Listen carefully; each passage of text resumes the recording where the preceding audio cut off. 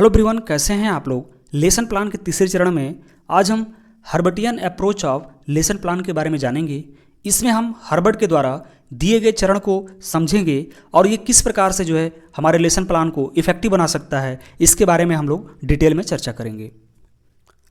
Johann Friedrich Herbert, जिनका जन्म 1776 में ओडेनबर्ग, नॉर्थ जर्मनी में हुआ था, यह एक जर्मन फिलोसोफर थे।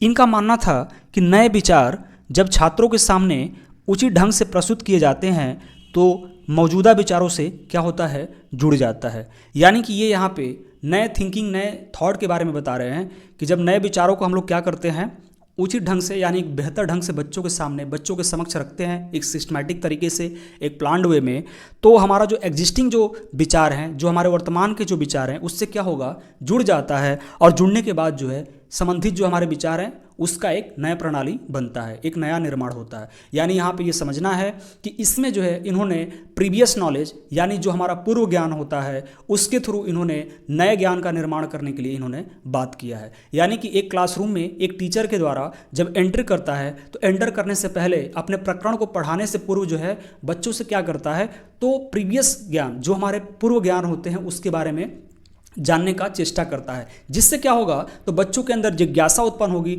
बच्चों के अंदर क्यूरियोसिटी उत्पन्न होगा, बच्चों के अंदर एक क्या होगी, सक्रियता का भावना होगा, जिससे कि बच्चे अपने पुराने ज्ञान को नए ज्ञान से क्या कर पाएंगे, लिंक कर पाएंगे, रिलेट कर पाएंगे और उसको बेहतर ढंग से सीखने में उनको एक कारगर साबित होगा। तो उसकी ही बात यहाँ पे हर्बर्ट अपने भाषा में कहते हैं। उन्हें वैज्ञानिक शिक्षा शास्त्र के जनक के रूप में जाना जाता है। हर्बर्ट को हम लोग क्या बोलते हैं, तो फादर ऑफ साइंटिफिक पेडागॉजी। आते हैं हम हर्बर्टियन अप्रोच के बारे में जानते हैं कि हर्बर्ट ने क्या कहा था। हर्बर्ट का शिक्षा सिद्धांत मन के आत्मसात करने योग्य कार्य पर आधारित है। यानी कि Herbart theory of education is based on assimilative function of the mind. यानी हर्बर्ट का जो शिक्षा है वो किस पे आधारित है, तो मन के आत्मसात से आधारित है। मन क्या हमारा होता है, तो मन हमारा एक अमूर्त चिंतन होती है जिसे दिखाई नहीं देता, जिसमें हमारा विचार होता है, थॉट होता है, इमेजिनेशन होती है, कल्पना होती है, जिसको हम लोग बिना देखे चीज़ों को समझते हैं। यह हमारा मस्तिष्क से रिलेटेड होता है।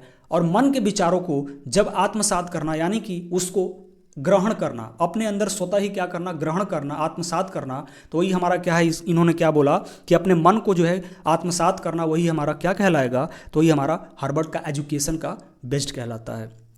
हर्बर्ट ने क्या बोला था कि मन क्या करता है, नए अनुभव को पुराने अनुभव से जोड़कर ज्ञान को आत्मसात करता है।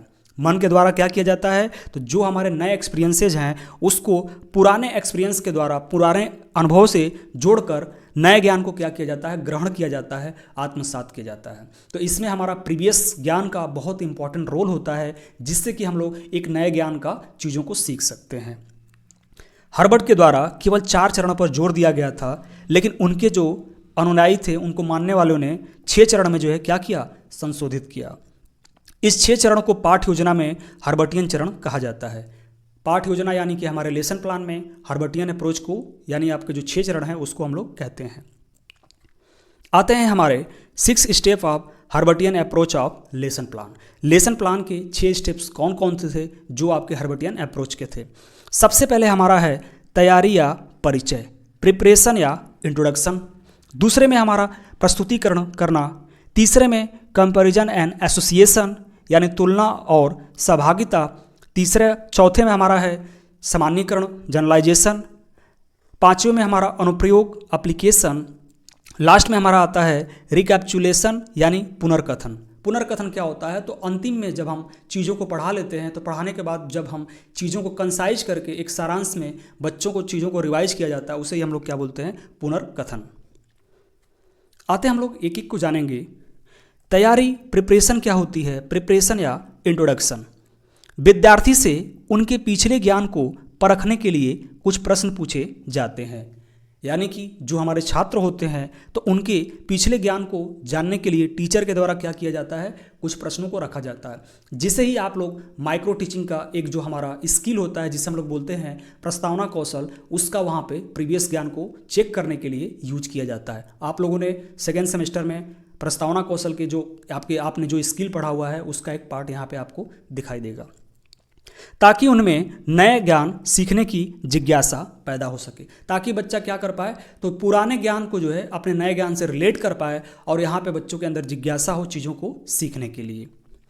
अपने पिछले अनुभवों को परखने से विद्यार्थियों को नया ज्ञान प्राप्त करने के लिए तैयार किया जाता है। तो जो उनके बच्चों के जो पिछले जो अनुभव हैं उससे रिलेट करके जो है जो हमारे छात्र हैं उनको नए ज्ञान को सीखने में जो है इसमें मदद मिलती है और इसमें आपका एक प्रिपरेशन तैयार किया जाता है। तो अब यहाँ पे हमारा टॉपिक क्या होगा, टीचर जब अपना लेसन प्लान तैयार करता है तो सबसे पहले उसको क्या देखना होता है कि जो मेरा प्रकरण है तो उस प्रकरण से रिलेटेड जो है हमें क्या तैयार करना पड़ेगा, तो संबंधित हमें क्वेश्चंस तैयार करने पड़ेंगे। और क्वेश्चंस आपको ध्यान देना पड़ेगा कि क्वेश्चंस आपके वो होंगे जो कहीं ना कहीं आपका जो प्रकरण है, जो टॉपिक है, उससे आपका रिलेटेड हो और उसमें आपका एक क्रमबद्धता हो, जिससे कि बच्चा जो चीज़ों को एटलीस्ट मतलब आपको बताना ना पड़े कि आज मुझे क्या सीखना है, वो बच्चा अपने आप क्या है बता दे कि नहीं मुझे जो है आज ये चीज़ें आपको सीखनी पड़ेगी। तो ये चीज़ें आपका प्रिपरेशन में आपको ध्यान देनी होती है। आपका उसमें एक टाइम बाउंडेशन हो, एक क्रमबद्धता हो, एक सीक्वेंस से आपका क्वेश्चंस हो, तो जिसके द्वारा एक बच्चे का एक चीज़ों को बेहतर हम लोग कर सकते हैं। तो ये हमारा पहला चरण था जिसमें हम लोग प्रिपरेशन या इंट्रोडक्शन करते हैं। दूसरे में हमारा होता है प्रेजेंटेशन, प्रस्तुतिकरण। तो पाठ विद्यार्थियों के सहयोग से विकसित किया जाता है, यानी बच्चे का सहयोग, यानी यहाँ पे बच्चों का इंडिविजुअल डिफरेंसेस देखी जाती है, बच्चे के नीड्स देखा जाता है कि बच्चों को क्या ज़रूरत है, उसके अकॉर्डिंग जो है चीज़ों को हम लोग देख के चलते हैं। विद्यार्थियों की मानसिक गतिविधि को उत्तेजित करके उन्हें स्वयं सीखने के अवसर प्रदान किए जाते हैं। यहाँ पे क्या है बच्चों का, तो यहाँ पे हम लोग learning by doing, learning by experience के माध्यम से बच्चों को सीखने के लिए प्रेरित करते हैं। यानी बच्चा जो है खुद करके चीज़ों को सीखे, खुद एक्सपीरियंस करके, खुद अनुभव करके चीज़ों को सीखे, जिससे कि उसका देखिए जो बच्चा, जब बच्चों को हम लोग क्या है, टीचर क्या है, तो हमको केवल फैसिलिटेट करना है, बच्चों को केवल सुविधा देना है, एक पैटर्न वे में एक डायरेक्शन देना है। लेकिन जो सीखने वाला जो पार्ट है बच्चा खुद सीखेगा, जितना वो अपने से काम करेगा उतना ही ज़्यादा वो अपना ज्ञान को ग्रहण करेगा। शिक्षक विद्यार्थियों से प्रश्न पूछकर उनके अधिकांश बिंदु प्राप्त करने का प्रयास करता है ताकि नया ज्ञान पिछले ज्ञान से संबंधित हो सके। देखिए प्रीवियस ज्ञान का वही था कि आपको बहुत सारे जो क्वेश्चंस होते हैं, तो टीचर का मेन यही होता है कि आपका जो नए जो ज्ञान बताने वाले हैं वो आपका प्रीवियस ज्ञान से जोड़ के, जिससे कि बच्चों को एक कोई डिफरेंट ना लगे, एक आपका सिक्वेंस लगे कि हाँ ये मैंने चीज़ों को प्रीवियस सीखा हुआ था, चाहे वो आपका क्लास 6 में, क्लास 5 में, भलो उसको आप 9-10 में पढ़ रहे हैं, हाँ मुझे याद है। अब उसका एक क्या है, एक्सटेंशन है, यानी उसका एक दूसरा भाग है जिसको हम लोग एक्सटेंड करके चीज़ों को पढ़ा रहे हैं। नेक्स्ट आता है हमारा तुलना या सहभागिता, जिसमें हम लोग क्या करते हैं, कंपैरिजन या एसोसिएशन करते हैं।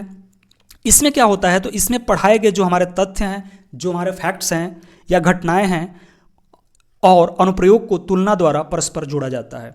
यानी आपको समझना पड़ेगा कि यहाँ पे जो हमने तथ्य बताए हैं, चाहे जो घटना बताए हैं, तो उसमें हम लोग जो है तुलना के द्वारा जो इसको जोड़ते हैं ताकि विद्यार्थियों को पढ़ाई गई सामग्री को समझने में सक्षम बनाया जा सके। देखिए सबसे बड़ी बात यहाँ पे है कि पहले हम चीज़ों को क्या करते हैं, क्लासिफिकेशन करते हैं, वर्गीकरण किया जाता है चीज़ों को। एक एक पार्ट में मैं चीज़ों को बच्चों को बताऊंगा, और जब मेरा वर्गीकरण से जब एक एक पार्ट जब बच्चों को समझ में आ जाती है तो उसको हम लोग क्या करते हैं, उसको हम लोग समराइज करते हैं। तो वहीं पे उसकी जो है चीज़ों को बात बताई जा रही है। शिक्षक दो विषयों के बीच और एक विषयों के तथ्यों और घटनाओं और दूसरे विषयों के तथ्यों और घटनाओं के बीच संबंध स्थापित करता है। देखिए यहाँ पे ये चीज़ें होती है कि अगर मैं सोशल साइंस में ज्योग्राफी पढ़ा रहा हूँ, तो ज्योग्राफी पढ़ाते समय जो है मुझे वहाँ पे हिस्ट्री हो गया या पॉलिटिकल हो गया या कोई भी और जो अन्य सब्जेक्ट होते हैं, तो उससे हम लोग को क्या होता है, कनेक्टिविटी करना पड़ता है। देखिए ये हमारा सोशल जो डेवलपमेंट है, यानी जो हमारा होलिस्टिक डेवलपमेंट होता है बच्चों का, तो उसमें ये चीज़ें हैं कि जो बच्चों का डेवलपमेंट है उससे हमको क्या करना है, इंटरलिंक करना है, सभी से एक दूसरे से इंटरलिंक करना है। उसी तरीके से हमारा सब्जेक्ट का भी होता है कि अगर मैं पॉलिटिकल साइंस पढ़ा रहा हूँ तो पॉलिटिकल साइंस पढ़ाने के साथ साथ अन्य भी जो हमारे सब्जेक्ट हैं उससे आपको रिलेट करके चीज़ों को आपको बताने होते हैं, जिससे कि बच्चा जो है वहाँ पर एक सब्जेक्ट के साथ साथ जो अन्य सब्जेक्ट से जो उसका क्लासिफिकेशन है, जो उसका जुड़ाव है, उसको चीज़ों को समझ पाएगा। वह उनकी तुलना करता है ताकि नया ज्ञान विद्यार्थियों के दिमाग में स्थिर और स्पष्ट हो सके। ध्यान दीजिए बच्चों के अंदर जो है दिमाग में वो उस ज्ञान को बैठाने के लिए क्या किया जाता है, उसका तुलना किया जाता है, उसका एक तर्क दिया जाता है जिसके माध्यम से बच्चों को एक बेहतर ज्ञान मिल सके। नेक्स्ट है हमारा सामान्यीकरण, जनरलाइजेशन। इसमें क्या किया जाता है, तो हर्बर्ट ने इस चरण को प्रणाली कहा, प्रणाली यानी सिस्टम कहा। मुख्य पाठ समझाने के बाद, यानी जो है बच्चे का जो मुख्य पाठ था, जो प्रकरण था हमारा, समझाने के बाद विद्यार्थियों को सोचने के अवसर प्रदान किए जाते हैं। यहाँ पे बच्चों को क्या दिया जाएगा, तो यहाँ पे बच्चों को टाइम दिया जाएगा थिंकिंग यानी सोचने के लिए। देखिए इसमें बच्चा क्या सोचेगा, तो इसमें बच्चा जो है, अगर कोई भी आपने प्रकरण पढ़ाया तो प्रकरण पढ़ाने के बाद बच्चे का सोचने का ये होता है कि जो मैंने आज अचीव किया, तो अचीव करने के बाद ये मेरे लाइफ में कितना वैल्यूएबल है, कितना मैंने अचीव कर पाया। जैसे 100% टीचर ने दिया तो कितना मैंने अचीव किया, क्योंकि देखिए एट अ टाइम जो है बच्चे डिफरेंट होते हैं और डिफरेंट बच्चे होते हैं, तो सबको एक टाइम नहीं है कि सभी को जो है 100% चीज़ों आपको मिल पाए। तो वहाँ पे चीज़ों को क्या होता है कि बच्चों को जो है सोचने के लिए अवसर दिया जाता है कि आपने चीज़ों को कितना सीखा। उसी के बाद से टीचर क्या करेगा, तो आगे बढ़ता है, आगे बढ़ने यानी कि उसके बाद से वो नया अगर आपको प्रकरण होगा तो उसको एक्सटेंड करेगा, नहीं तो जो ऑब्जेक्टिव्स फुलफिल नहीं हुई होंगी तो फिर से वो टीचर क्या करेगा, आपका डायग्नोसिस करके आपको रेमेडियल टीचिंग देगा। वे ऐसे सिद्धांत और नियम तैयार करते हैं जिनका उपयोग भविष्य के जीवन की विभिन्न स्थितियों में किया जाता है। देखिए ये चीज़ें हैं कि अगर मैं कोई भी चीज़ पढ़ रहा हूँ तो उसका हमारा क्या है, लॉन्ग टर्म में क्या है, जुड़ाव है, और वो हमारा एग्जिस्टिंग हो जाता है दिमाग में। अगर मैं कॉन्स्टिट्यूशन में पढ़ा हूँ क्लास 6 में, ठीक, अब मैंने संविधान पढ़ा क्लास 6 में एक सिंपल से वे में, जो आर्टिकल है ये चीज़ें हैं अपना, और वो चीज़ें आपका 6 साल बाद आप मान लीजिए 12th में आ जाते हैं तो वो आपका रिलेट करेगा चीज़ें, वो आपका परसेप्शन, भलो आपका जो थिंकिंग है, सोच है, वो आपका चेंज हुआ है। आपका धीरे धीरे जैसे जैसे आपने क्लास को आगे बढ़ा, जैसे जैसे आपका मानसिक स्थिति बढ़ी, उसी तरीके से आपने बहुत सारी चीज़ें आपके अंदर आई, लेकिन जो आपका जो नियम है, जो उसका सिद्धांत है, वो आपका क्या होगा, एज इट इज होगा। तो यही चीज़ें यहाँ पे इन्होंने बताया हुआ है। अनुप्रयोग क्या होती है, एप्लीकेशन होता है। इसमें हम लोग क्या करते हैं, तो अनुप्रयोग में यह देखा जाता है कि अर्जित ज्ञान को नए परिस्थितियों में लागू किया जा सकता है या नहीं, यानी कि जो बच्चे के द्वारा जो अर्जित ज्ञान हुई है, क्या उसे हम लोग नए परिस्थितियों यानी कि जो नए सिचुएशन होंगे, क्या उसमें हम लोग इम्प्लीमेंट कर सकते हैं या नहीं कर सकते हैं, इसके बारे में यहाँ पे हम लोग जानते हैं। शिक्षक क्या करता है, तो पुनरावृत्ति प्रश्न पूछकर या अर्जित ज्ञान को नए परिस्थितियों में लागू करने के अवसर प्रदान करने का पुष्टि करता है। देखिए यहाँ पे चीज़ें क्या होगी, तो यहाँ पे टीचर क्या करेगा, पुनरावृत्ति प्रश्न होता है, ये आपका लास्ट में प्रश्न होती है, जिसको हम लोग जो है मूल्यांकन के भी प्रश्न कहते हैं। आपका जो बीच बीच में जो प्रश्न पूछे जाते हैं उसको हम लोग बोलते हैं अंडरस्टैंडिंग क्वेश्चन, बोध के प्रश्न, और जो आपके लास्ट में जो आपका पुनरावृत्ति वाला जो क्वेश्चन होते हैं उसको हम लोग बोलते हैं मूल्यांकन के प्रश्न, जो आपको लास्ट में पूछे जाते हैं। तो उसी टाइम टीचर को पता हो जाता है कि जो मेरा ऑब्जेक्टिव्स था, जो मेरा एम था, चाहे वो आपका ज्ञानात्मक हो, भावात्मक हो, क्रियात्मक हो, क्या वो आपका फुलफिल हो पाया। अगर हो पाया तो अच्छी चीज़ें हैं, अगर नहीं हो पाया तो उसका भी मुझे देखना है कि कितने % बच्चों का रिस्पांस हो रहा है। अगर कम बच्चों का रिस्पांस होता है तो फिर टीचर को क्या करना पड़ेगा, उस पर काम करना पड़ेगा, और नेक्स्ट डे जो है वो चाहे अपना TLM में जो है चेंज करे, चाहे वो आपका ऑब्जेक्टिव्स में चेंज करे, जैसे भी करके उस बच्चों को फिर से जो है पुनः जो है उस सब्जेक्ट, उस प्रकरण को आपको बताने होंगे। इससे क्या होगा, तो इससे नया जो ज्ञान है स्थिर होता है। देखिए अच्छी चीज़ है, जब मैं जो चीज़ मैं पढ़ा रहा हूँ और उस चीज़ को मैं बार बार जब बच्चों से पूछूंगा तो उससे क्या होगा, बच्चे के अंदर जो एक क्यूरियोसिटी होगी और बच्चा जो चीज़ों को रिलेट कर रहा है, उसका जो माइंड है उस टाइम सक्रिय अवस्था में होगी, और उस समय जो ज्ञान उसका जब उसके अंदर जाएगा माइंड में, वो क्या होगा, हमारा स्थिर हो जाता है, स्टेबल हो जाता है, और नियमों की वैधता भी साबित हो जाती है। यानी कि जो हमारे नियम हैं, जो हमारे रूल्स हैं, उसके जो वैलिडिटी है उसका भी साबित हो जाता है कि हाँ, जो मैंने ज्ञान अर्जित किया है वो हमारा लॉन्ग टर्म के लिए चीज़ें होगा। लास्ट में आता है हमारा पुनर्कथन, रिकैप्चुलाइजेशन। इसमें क्या होती है, तो शिक्षक कुछ उपयुक्त प्रश्न पूछकर संपूर्ण पाठ और छात्रों की समझ का सारांश प्रस्तुत करता है। यानी बच्चों जो है, वही मैंने आपको बताया कि आप यहाँ पे लास्ट में बच्चा क्या करेगा, टीचर क्या करेगा, टीचर के द्वारा जो कुछ प्रश्न पूछे जाते हैं और जो हमारे जो पाठ थे उसका एक सारांश वे में, यानी कि कंसाइज वे में टीचर बताता है, जिससे कि एक आपको बच्चों को पॉइंट टू पॉइंट जो है चीज़ों को आपको समझ में आ जाती है। और यह छात्रों की उपलब्धि की समीक्षा है, यानी कि यहाँ पे छात्र चीज़ों को क्या करे, समझ गए। तो टीचर का बहुत एक प्लान्ड वे में चीज़ों को सिस्टमैटिक तरीके से आपको बताना होता है, एक एक चीज़ों को। टीचर क्लासरूम में एंटर कर रहा है, एंटर करने के बाद जो है टीचर बच्चों से क्या करेगा, तो प्रीवियस नॉलेज को स्टार्ट करेगा। प्रीवियस नॉलेज के बाद टीचर जो है, टीचर के द्वारा पाठ को स्टार्ट किया जाता है, बीच बीच में बोध के प्रश्न पूछे जाते हैं, बच्चों का जो कन्फ्यूजन होता है उसको दूर किया जाता है। और एक क्लास, देखिए ये सब कुछ कब पॉसिबल है आपका, जब आपका इंटरैक्टिव क्लास होगा, जब आपका टीचर और स्टूडेंट का आपस में क्या होगी, अंतः क्रिया होगा, और जिसमें टीचर क्या होंगे, आपको एज ए फैसिलिटेटर होंगे, और टीचर और जो आपके स्टूडेंट है वो आपके क्या है, एक्टिव होंगे। तो इस तरीके से चीज़ें आपके जो नियम है, जो हर्बर्ट के द्वारा जो दिया हुआ था, इसको इन्होंने लागू किया था। इन्होंने जो है 4 दिया, लेकिन इनके जो 6 हैं हमारे प्रोसेस हैं, ये चीज़ें आपको रखा गया है।